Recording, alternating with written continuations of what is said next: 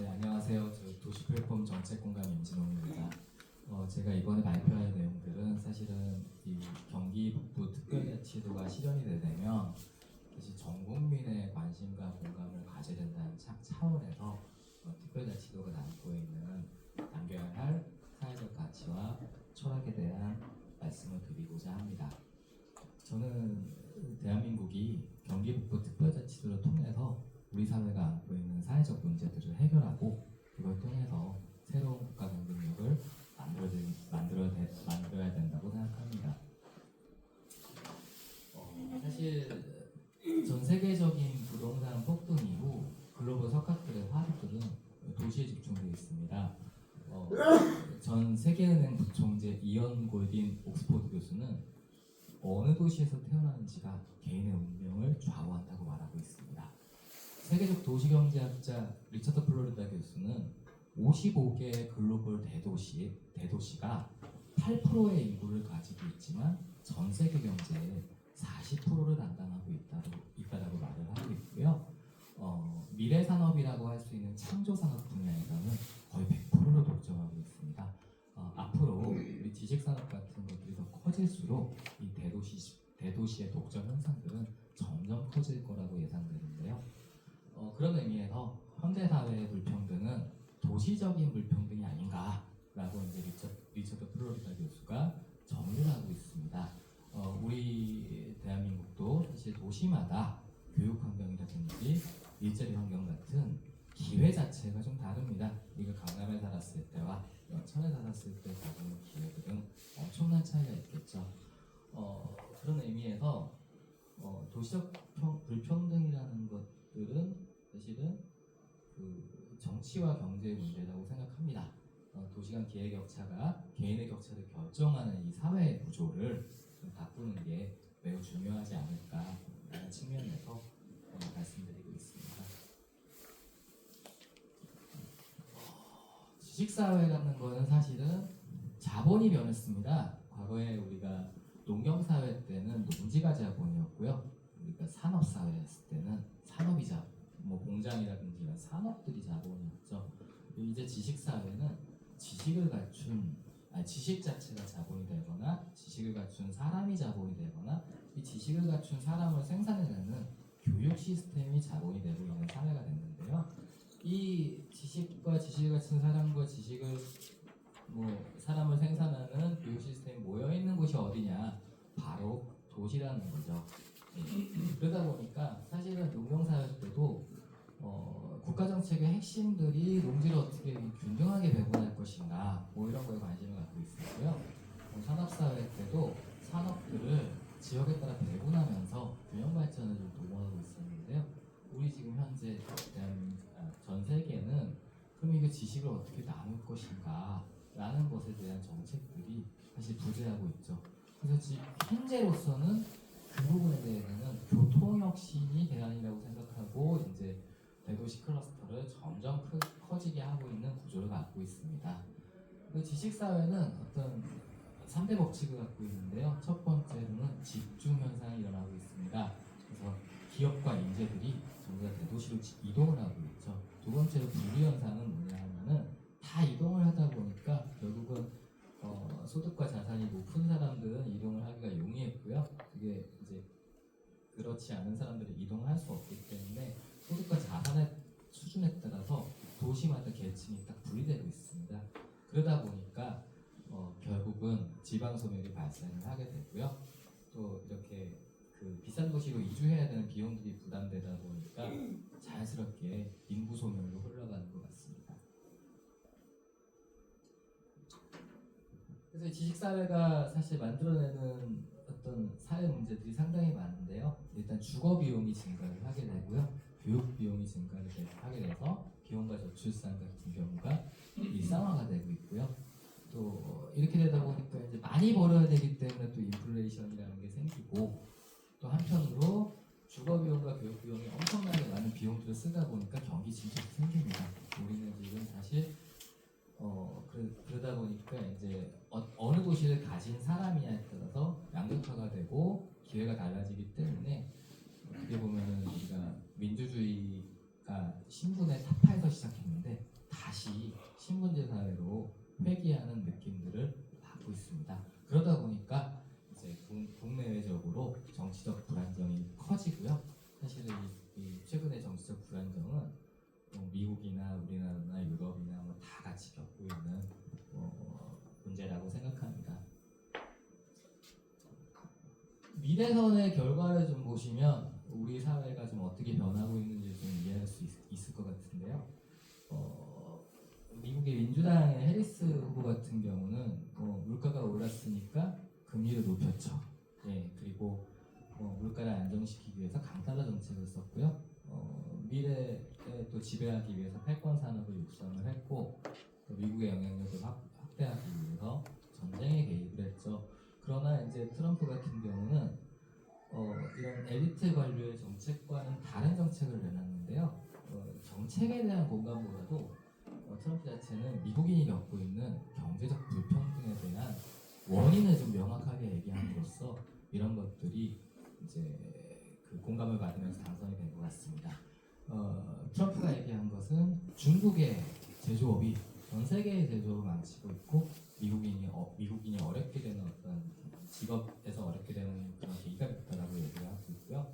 불법 이민 자체가 그 노동자의 어떤 임금을 하락시키는 그런 결과를 가져왔다라고 얘기를 하고요. 전쟁이 인플레이션을 유발했다고 얘기를 하고 미래 산업들이 미국의 전통 산업에 종사하고 있는 사람들의 삶을 좀 피폐하게 만들었다는 이 다른 시각을 갖고 있는데요. 제가 드리는 말씀은 이 시각이 맞고 틀리다는 말씀 드리는 게 아니라 결국은 미국의 경제와 미국인의 경제가 디커플링하고 있다는 걸 알려주고 있고요. 그런 부분들에 대해서 미국인의 공감을 얻어서 당선이 됐다고 생각합니다. 그래서 이제 전 세계는 사실은 지금 전통적인 정책 수단에 대한 불신들이 좀 커지고 있고요. 엘리트 관료주의에 대해서 좀 비판적인 사고들을 갖고 있습니다. 그래서 일론 머스크 같은 경우가 국가 효율부에 등장을 하는 그런 사태가 일어나고 있죠. 저는 사실은 이런 현상들이 단순한 현상들이 아니라 우리 이제 민주주의가 발전해 나가는 과정에서 이 세계의 어떤 사람들의 생각들이 조금 더 구체적이고 실질적이고 직접적인 것들을 원하는 시대로 바뀌어가고 있다라고 생각을 합니다. 사실은 이제 그런 의미에서 이제 한국의 도시 정책을 좀 살펴보면요, 지금 초광역권 특화발전 지방시대위원회에 이제 경기도와 서울 부분은 빠져 있죠. 경기도와 서울 부분은 가장 발전한 곳이라고 생각하고 있기 때문에 당연히 빠지는 게 정상적일 것 같고요. 근데 아까 이정훈 연구원님께서 말씀하신 것처럼 사실은 경기 북부는 그렇지 않다는 게 이제 문제인데요. 전통적으로 이제 도시적 불평등에 대한 균형 발전이었습니다. 그런데 이제 균형 발전이라는 게 보통 도시를 개발하고 거기다 공공기관을 이전하면 기업들이 이전을 한다. 그래서 그 도시가 발전한다는 그런 개념들이었는데요. 사실 이게 실패가 됐죠. 세종시의 경우도 도시도 개발하고 거의 정부종합청사라고 얘기하는 아주 거대한 공공기관을 이전했음에도 불구하고 고위 관료들은 여전히 주말도 부생활을 하고 있고요. 실제 인구 이전 효과들이 그렇게 크지는 않았습니다. 저는 사실 그렇게 되는 이유들이 과거에는 산업이 도시를 만들던 시대였습니다. 다시 말해서 포항제철을 만들면 포항시가 성장을 했고요. 울산에 현대장철을 만들면 울산광역시가 됐죠. 그러나 이제 지금은 도시가 산업을 만드는 시대로 전환됐다는 겁니다. 왜냐하면은 아까 말씀드렸다시피 자본이 뭡니까? 지식이 자본이고 지식을 갖춘 사람이 자본이고 그것을 생산하는 교육 시스템이 자본이 되다 보니까 이 산업이라는 게 자본 중심으로 이루어질 수밖에 없기 때문에 결국은 이제 강남판교가 이렇게 산업을 만들어내는 그런 역할들을 하고 있다. 그렇기 때문에 이제 20세기에 진행했던 산업이 도시를 만들던 시대의 균형발전 정책은 더 이상 통하지 않는다라는 좀 말씀을 드리고 싶고요. 그런 의미에서 이제 경기 북부 같은 경우는 사실은 서울의 중심이 남쪽으로 점점 이동하고 있고 그리고 또 이제 별도의 남쪽으로 이동하면서 원래는 사실은 경기 북부 같은 경우는 서울의 북부가 경제의 중심이었을 때 종로 중심의 경제 체제였을 때 거기에 묻어가는 어떤 배후지의 역할을 좀 하고 있었는데요. 이제는 뭐 서울이 점점 강남으로 내려가고 있고 판교로 내려가고 있고 평택도 개발되고 이렇게 있으면서 과연 경기북부가 별도의 경제 계획이 없이 성장할 수 있겠느냐, 뭐 이런 관점들이 좀 존재하고 있는 것 같습니다. 저는 그런 의미에서 지금 현대 사회는 새로운 개념의 균형 발전이 필요하지 않냐. 물론 연구원님께서 균형 분권이라는 말씀을 해주셨듯이 권리를 어떻게 얻느냐가 이제 큰 트렌드가 될 것 같습니다.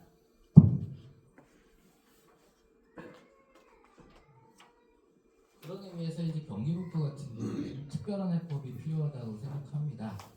이제 우선 이제 행정구역의 독립이라는 것은 모든 거의 기본이 되기 때문에 우리가 우리의 권리를 주장하기 위해서는 그 경기북부가 행정구역상으로 독립이 돼야 될 것 같고요.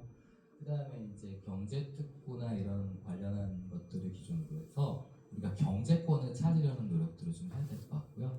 마지막으로 입시제도를 중심으로 해서 교육권을 좀 찾으려고 하는 노력들이 저는 경기북부가 해야 될 노력이라고 하는데요. 그래서 이제 경기북부 권리 3법이라고 이렇게 간단하게 말씀드렸는데 정성호 의원 같은 경우는 이제 특별자치도법을 이제 발의를 한 상태고요. 박정우 의원 같은 경우는 파주시의 박정우 의원은 경제특구법을 하고 있고, 또 동두천 연천의 김강원 의원 같은 경우는 적경지원 특별법을 이제 주로 하고 있는데요. 이 적경지역 특별법 같은 경우는 이제 원래 있는 법인데 대입 적경지역에 사는 학생들에게 특별 전형을 만들자라는 뭐 그런 정도 차원의 얘기입니다. 근데 이제 경기북부의 가장 핵심들은 사실 행정구역과 경제권역이 일치하지 않는다는 겁니다. 우리 경제권역이라는 거는 과거 이제 종로 중심의 경제 체제에 서울 북부라는 경제권역을 가지고 있지만 행정구역은 경기도에 묶여 있죠.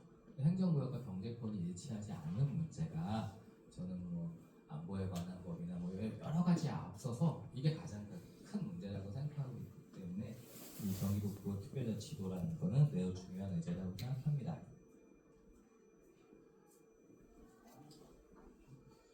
저는 그래서 좀 다른 관점으로 접근을 해봤는데요. 경기북부 특별자치도에 어떤 우리가 400만의 인구가 살고 있는데요. 과연 우리가 400만의 가져야 될 권리들을 가지고 있느냐, 이런 관점에서 우리가 생각할 필요가 있다고 생각합니다. 제가 말씀드린 이제 400만이 가져야 될 권리라는 것은 무엇이냐면, 우리가 이제 서울대 들어간다. 그럼 8%의 우리 인구를 가지고 있는데, 그럼 서울대 정원의 8%를 우리 경기북부에서 합격하느냐, 혹은 행정고시를 보는데 행정고시의 8% 인원들이 우리 경기북부에 있는 사람들이 얻을 수 있냐. 사실은 이런 것들이 저는 기본적인 권리라고 생각하고요. 그 다음에 산업적으로 보면은 8%의 인구가 가져야 될 경제 규모를 갖고 있느냐, 이런 관점에서 우리가 좀 생각을 해볼 것 같다고 생각을 하고요. 그래서 우리가 가장 인구에 비례한 게 뭡니까? 국회의원 뽑을 때 저희는 20만 명당 한 명씩 뽑고 있습니다. 물론 뭐 지역의 행정구역의 특징에 따라서 우리 약간 줄기도 하고 늘기도 하는데, 선거권 같은 경우는 어떤 인구 대비로 어떤 권리들을 가지고 있는 반면에 우리 이 경기북부 특별자치도는 인구에 대비한 권리를 가지고 있지 못하다고 생각하고요. 그런 의미에서 좀 인구에 비례한 권리를 가지는 좀 특별한 시범도시로 만약에 경기북부 특별자치도를 이렇게 진행을 한번 해본다면, 저는 이런 것들이 사회적 담론이 될 수 있고, 단지 이제 경기 북부 사람들의 얘기만이 아닌 우리 대한민국이 이 강남 집중의 사회에서 어떻게 탈출할 수 있는 해법이 될 수 있을 것 같고요. 저는 이런 부분들이 잘 해결이 된다면 우리 사회의 경기 침체도 좀 해결할 수 있을 것 같고, 인플레이션도 해결할 수 있을 것 같고, 뭐 저출산이나 지방소멸이나 뭐 이런 모든 문제들의 해법이 결국은 우리가 인구 대비의 권리를 가져서 우리가 어디로 이사 가야 된다는 걸 쫓기지 않고 평온하게 살 수 있는 그런 세상들을 만드는 기본이 되지 않을까라는 생각을 하고 있습니다.